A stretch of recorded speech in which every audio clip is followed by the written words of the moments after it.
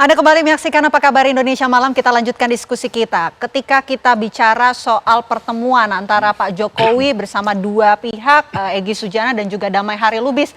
Setelah itu dikeluarkan SP3. Bisakah ini dikatakan setelah sowan ada pengampunan begitu sehingga SP3 dikeluarkan, Bang Sang Aji? Ya, SP3 ini kan keluar setelah adanya keadilan restoratif justice ditempuh oleh pelapor dan kemudian terlapor. Nah, saya ini sebagai satu bentuk edukasi hukum ya kepada publik gitu ya.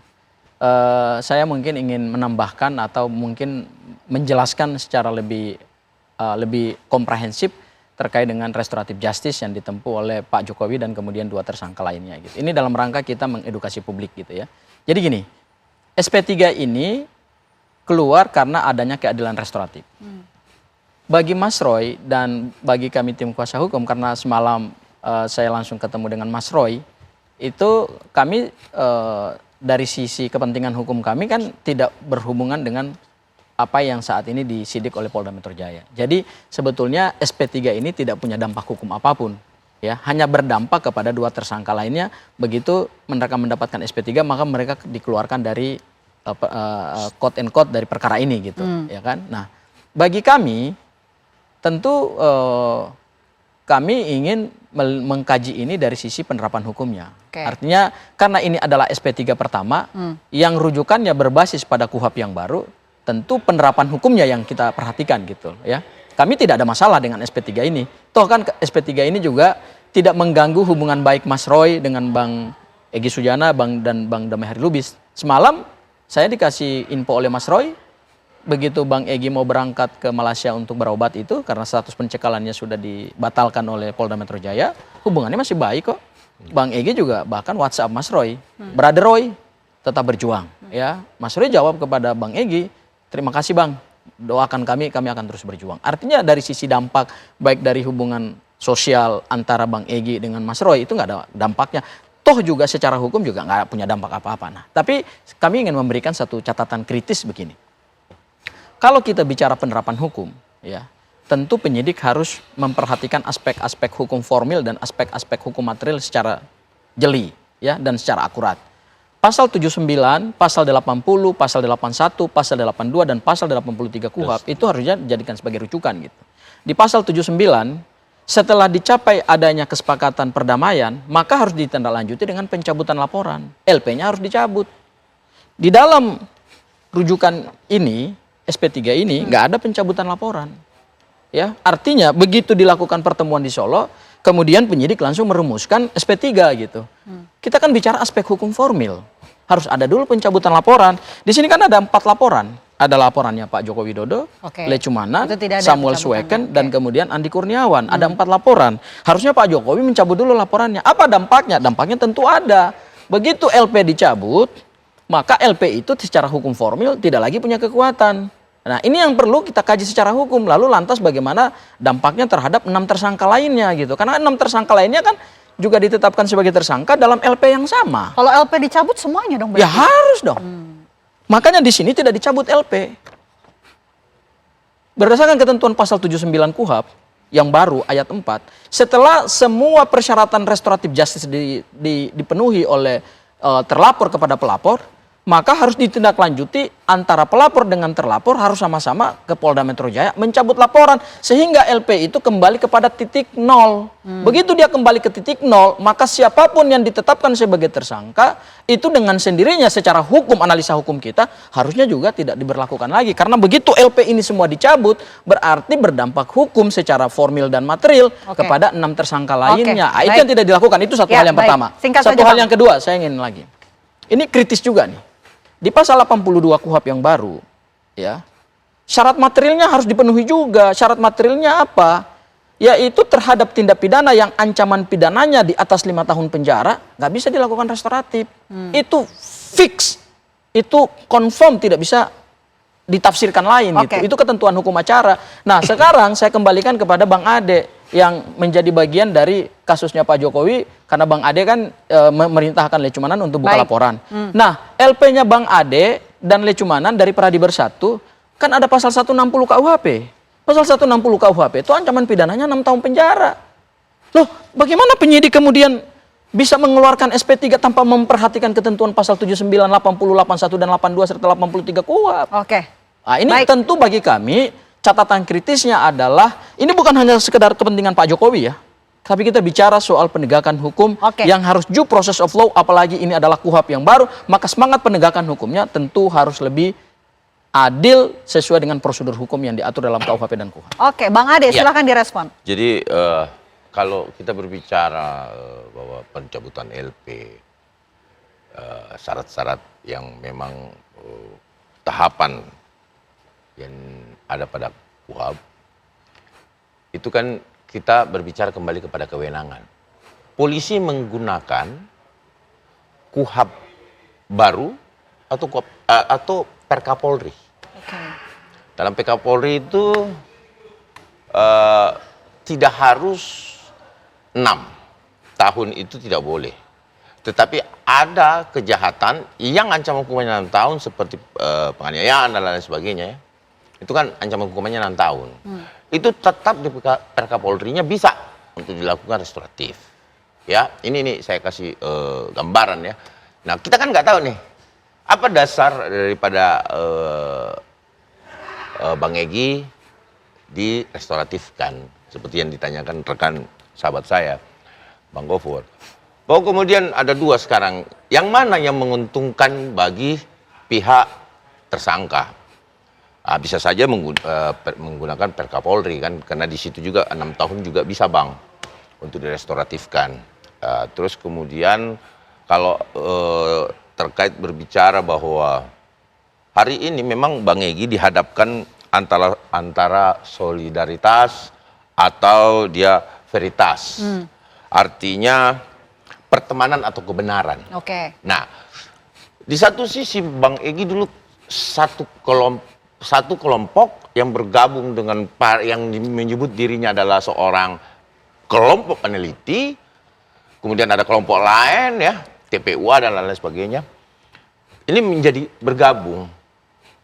Nah, ada perbedaan antara tujuannya Bang Egy itu sangat berbeda dengan Bang Roy atau kliennya Mas Gofur.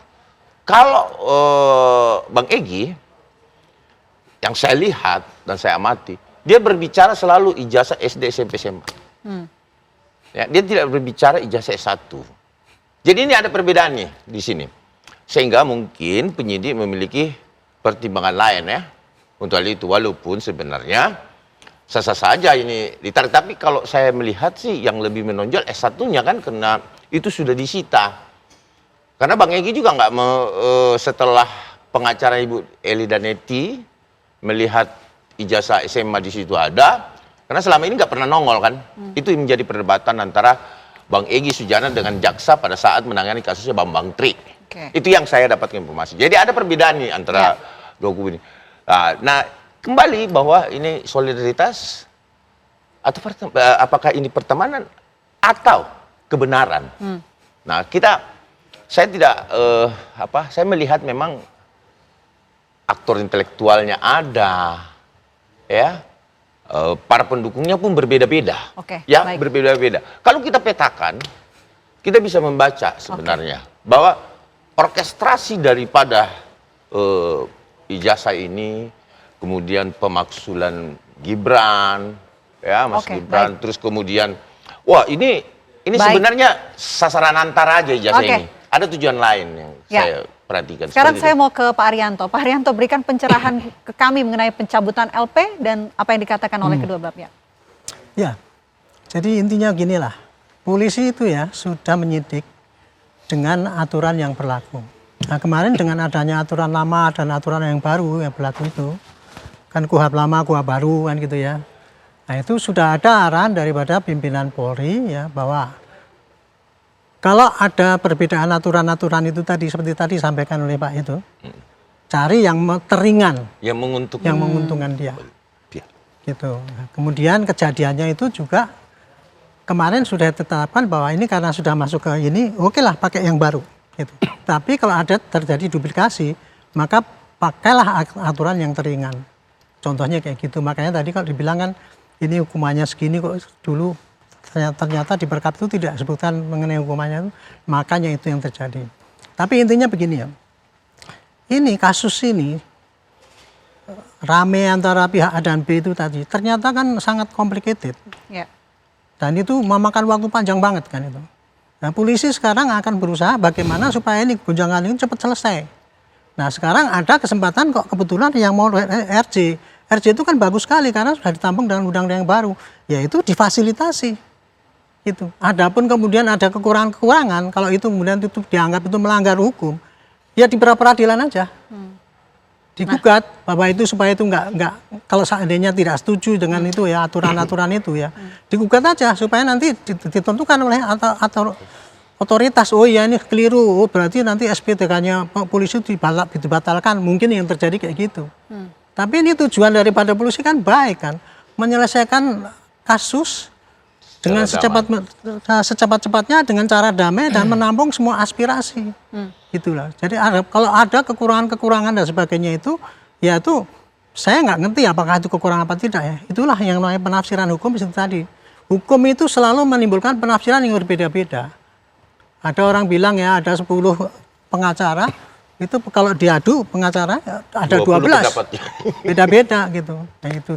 Jadi intinya ginilah. Dengan adanya SP3 ini nyicil polisi itu ya, menyelesaikan kasus ini sedikit demi sedikit bisa selesai dengan reda, sehingga kita ini tidak terombang-ambing dengan masalah ini. Ini kan masalah ini kan menyita perhatian publik ya, sehingga kita juga mestinya udah konsentrasi kepada bagaimana membangun negara ini. Kira-kira menurut Pak Arianto, Pak, rujukan yang dipakai Polda Metro Jaya ini Perpol 8 2021 atau KUHP yang baru, Pak? Saya tidak tahu saya.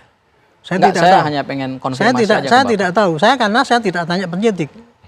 Ya. Karena saya bukan penyidik. Tapi karena tentu berimplikasi hukum gitu. Ya. Kalau Perpol yang dipakai, kalau implikasi 2021, hukum ya Pak ya, itu dianggap tidak ini.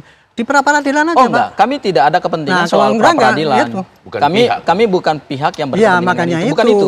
Catatan kami adalah ketika kita melakukan penegakan hukum, apalagi ini sekelas Polda Metro Jaya dalam perkara mantan presiden, tentu aspek-aspek hukum formil dan materialnya harus diperhatikan dengan tepat.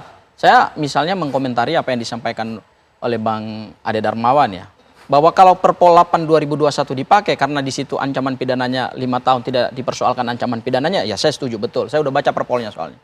Tapi kalau kita kembali kepada dasar delik pidananya di pasal 5 Perpol 8 2021 clear itu.